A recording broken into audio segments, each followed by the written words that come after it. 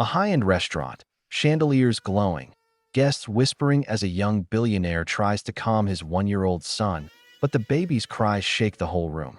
Plates rattle, people stare, and tension fills the air, until a quiet black waitress steps forward, lifts the child into her arms, and does something no one expected. In seconds, the chaos fades, and what happens next leaves the billionaire speechless. The chandelier light was pretty, but it felt like it was drilling into the room. Forks paused midair. A high chair squeaked. Then the sound came, a raw, ragged wail from a one-year-old with a tear-slick face and fists like little fireworks. "Sir, maybe we can," the manager whispered, hovering near the corner table where a sharply dressed man tried, and failed, to soothe his son. "I'm trying," the man murmured, voice tight. "Leo, buddy, shoo, it's okay." He bounced, patted, rocked. Leo arched, kicked, and launched a spoon that pinged off a water glass. A couple gasped. Someone muttered, "This is a fine dining restaurant." From the service station, Maya watched, not the kind of watching that judged, the kind that listened. She was 27, a black waitress with a calm that didn't crack, even on Saturday nights. She clocked the details, sweater tag scratching the back of the baby's neck, cold draft slapping him from the door, chandelier glare hitting his eyes, a bottle on the table that wasn't warm enough. Overstimulated. Tired. Hungry. One-year-old was a storm in a teacup. "Want me to step in?" she asked her manager softly. "Careful," he warned. "That's Ethan Cole." Maya blinked. The Ethan Cole. Billionaire. Headlines. The last name everyone pretended not to recognize. "Okay," she said. "He's also a dad with a tired baby." She slid to the table, not rushing, voice low and warm. "Excuse me, Mr. Cole?" He looked up, guarded. "Yes. I'm Maya. I can help if you'd like." "Totally your call." He exhaled, shoulders sinking.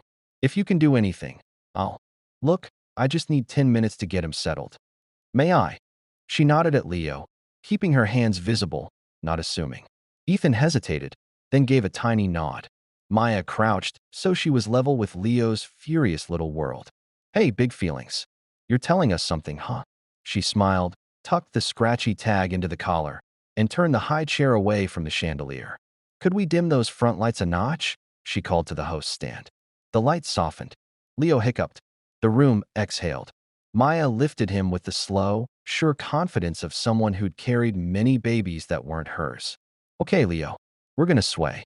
She held him upright, belly to belly, palm cupped over the back of his head, and started a gentle figure-8 rock. Then came the soft shhh, like ocean foam, steady, rhythmic. She let him clutch her apron string.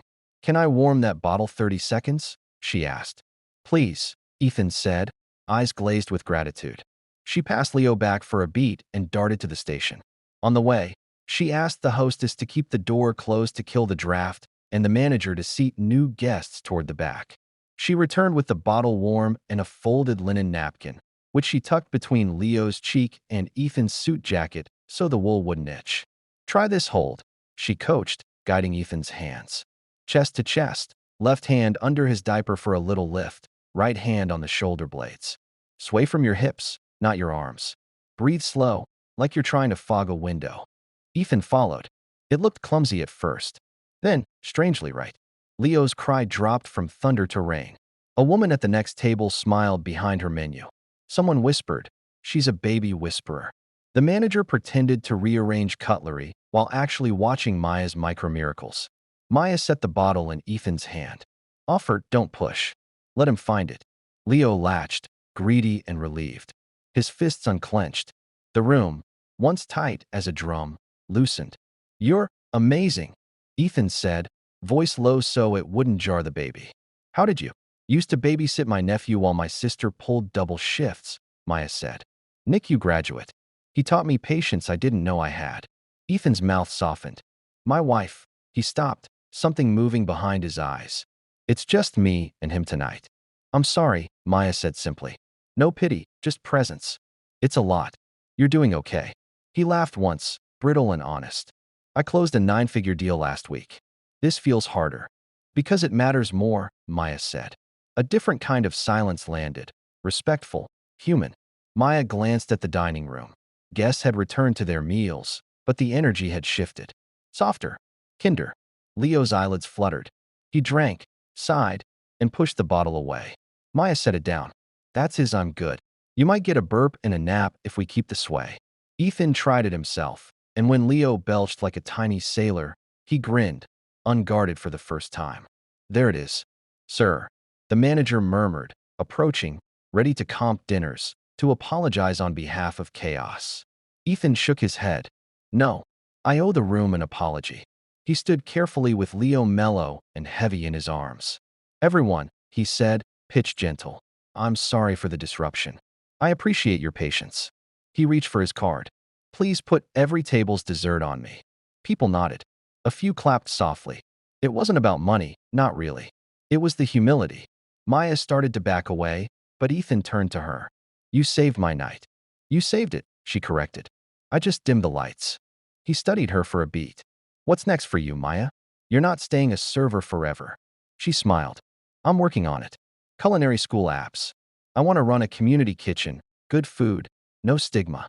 People deserve dignity with their dinner. Do you have a portfolio? Not fancy, she said, a little shy. Some menus, pop-up pics on my phone. Show me after I settle him, he said. Office is quieter, she said, tipping her head toward the back. We can make white noise with the dish machine. Babies love it. They moved, not as Billionaire and Waitress, but as two adults in a small truce with a small child. In the office, Maya turned on the fan. Ethan sank into a chair, Leo tucked like a comma against his chest. Maya handed him a spare apron to use as a blanket edge. Leo's fingers worked the hem, satisfied. Maya pulled up photos, brown butter cornbread, citrus braised greens, roast chicken that looked like a hug. Handwritten menus with notes in the margins. Offer vegan option, remember no nuts. Ask first.